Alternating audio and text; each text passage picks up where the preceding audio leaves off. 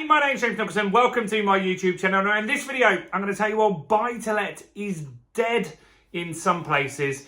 But what can you do about it? Because, look, just because things aren't working in one area of property investment, what alternatives do we have? We're going to cover that in this video. So while you're here, make sure you like this video very quickly. That helps me with the YouTube algorithm. So thank you very much for doing that.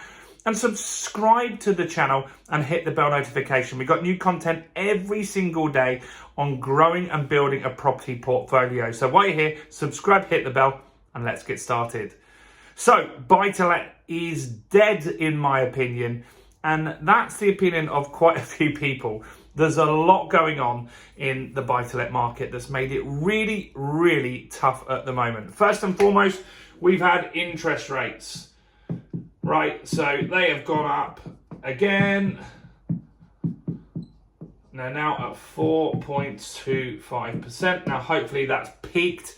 But interest rates have gone up 11 times in a row. Imagine that, 11 times in a row. That meant that the cost of borrowing for a buy-to-let mortgage, especially in the south of England, is going to be really, really hard to make that work right now.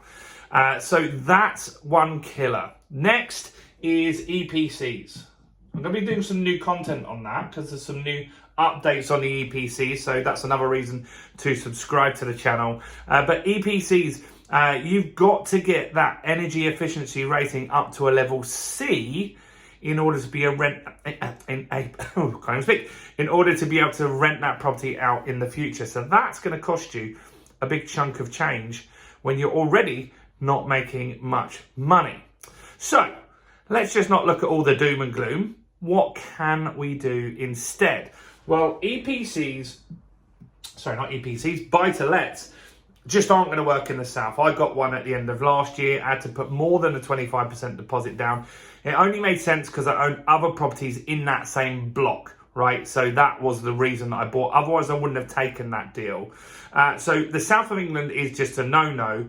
But buy-to-lets can still work in the north, right? So that's one option, is to just start looking for deals in the north. They do stack up quite well. You can get very good return on your investment still, even with the high interest rates. Now, that is also going to be a fact that you get a good rental yield, but the capital appreciation is obviously slower in the north. So that's one thing. So I'll still be doing some buy-to-lets up north.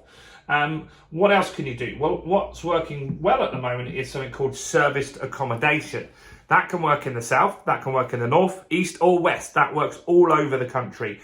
And that's where you take a property, either you rent a property and with the permission of the landlord, you then rent it out on Airbnb, on booking.com, on all these other places. That's one strategy. Or maybe you own the property. And so one of my friends, he recently just purchased a property down south. And he has now put that on Airbnb and it's got bookings absolutely flying in at the moment. So that's working very, very well. And that also gets you around something called Section 24. It's more tax efficient. I'm not going to go into Section 24 in this video, but if you want to know more about that, go on to my channel, do a search for Section 24 and go and find out what that is entailed. So serviced accommodation is a great strategy. The reason it works is because it's higher cash flow. So rather than getting £1,000 rent in a month, you might get £4,000 in bookings. Now there's more costs because you've got to pay gas, electric, council tax and all that other stuff, but it works that little bit better. So serviced accommodation is a good one. Another strategy that works well at the moment and will continue to work well is HMOs. And you can do that in two ways. You can rent a property off somebody, and again, with their permission, you can rent it out on a room by room basis. And that's called a house of multiple occupancy. This strategy is great because it gives you high cash flow. You can also do this with properties that you own, right? And so these work very, very well. Now, one reason why these can work very well, particularly in today's market, is with the cost of living crisis, people just want certainty with their bills. And so if they are to stay in an HMO, at that stage, you will guarantee the rent. right? So you will guarantee the rent to them. You'll say, look, it's 500 quid. So they know that's all my bills this month. They now don't have to worry about energy costs and broadband going up or all these other problems that the landlord does. But you make more cash flow because maybe you've got 5, 6, 7 rooms in one property. Hopefully that makes sense, right? So HMOs, they're great little strategy that you can use as well. And one strategy that I'm using at the moment is this one. It's called BRRR. And this stands for buy, refurbish, refinance, rent. If you've been around on this channel for a little while, you maybe saw that I bought a property for my daughter Georgia up in Doncaster. And so we bought at auction for £60,000. We then refurbished for £12,000. We were all in for the deal with all the legals and stuff for around £75,000. So we bought it, we refurbished that property. Basically, it had like, go and have a look at the video on the channel. It was gross. Like, it needed new kitchen, new carpets, new bathroom. The windows needed painting. The garden needed sorting out. It was a scummy house. It wasn't good at all. And so we refurbished it with a local builder up in Doncaster. All this 12 grand that we did it for was all of the costs, everything, right? I'm talking about all of the costs of the refurbishment. I'm talking about every little bit that was done in there. And that all came to £12,000. Cost of materials and everything came to 12 grand. And so you'll be surprised. It's not as expensive as you think to get this stuff done. And then we refinanced it. So what that means is that we went back, we bought with cash, we paid for the refurbishment with cash. And that cash, how we got that was we released equity from another property. Again, there's more videos on the channel on how to do that. And so we released the equity and then we got it refinanced. So we put it onto a buy-to-let mortgage at that stage. And they valued it at £100,000. They'll lend you 75% loan to value.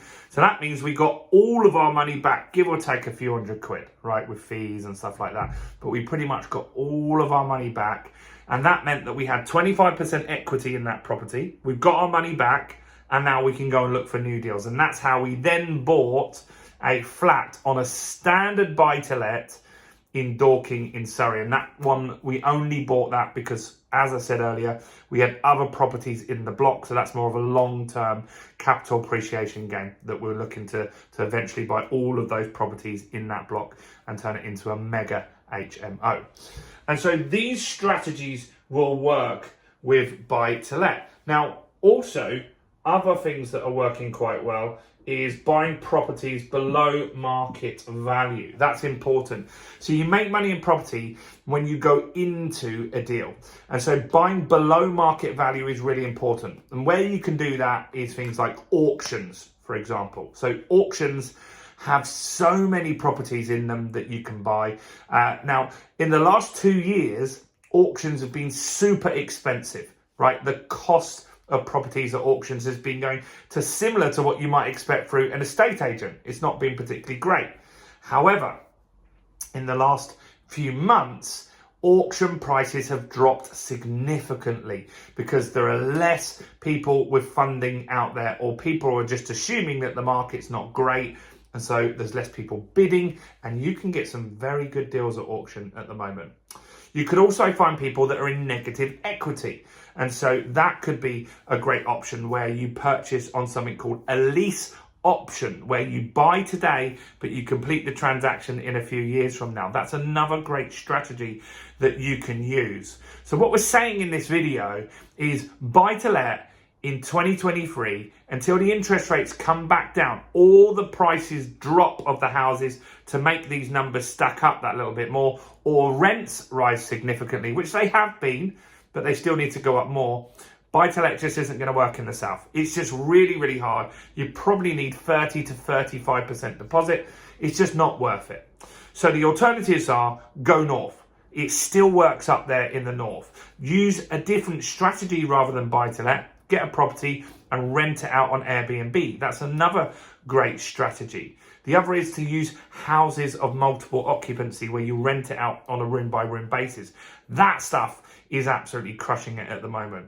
So property investing isn't dead. It's just the strategies that used to work now don't work so much, and you need to look at alternatives to that. And that's what we do on this channel. In fact, we've got a guide on how all of this stuff works, which we'll pin in the comments below. So go and click on that first comment, grab a copy of your free guide.